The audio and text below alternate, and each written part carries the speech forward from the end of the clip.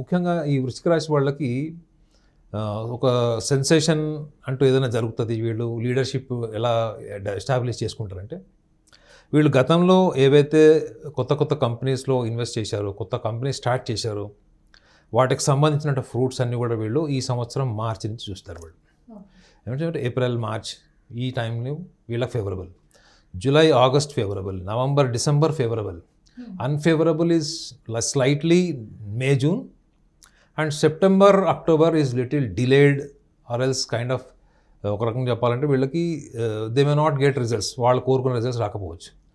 So మిగతాది almost మీరు 7-8 months మీరు చూడండి, 12 నెలల్లో వీళ్ళకి మోస్ట్ ఫేవరబుల్. ముఖ్యంగా పెద్ద పెద్ద ఇన్వెస్ట్మెంట్స్ చేసిన వాళ్ళు, పెద్ద పెద్ద రంగాల్లో డబ్బులు ఇన్వెస్ట్ చేసిన వాళ్ళు, వ్యాపారంలో గతంలో లాస్ట్ 2025లో రిస్క్ తీసుకున్న వాళ్ళు, వీళ్ళందరికీ కూడా ఈ సంవత్సరం దాని యొక్క ఫలితాలు కనపడతాయి. సో వీళ్ళు ఎంప్లాయర్స్ కింద మారుతారు, ఎంప్లాయీస్ కూడా ఎంప్లాయర్స్ కింద మారే ఛాన్స్ ఉంటుంది. అంటే ఉద్యోగం చేసేవాడు కూడా వ్యాపారం చేసి 10 మందికి జీతాలు ఇచ్చేటువంటి సంవత్సరం కూడా 2026. ఈ సంవత్సరంలో ఎంప్లాయర్స్గా మారేవాళ్ళు 2 రాసులు మేడం, ఒకటి మిథునం, రెండోది వృశ్చికం.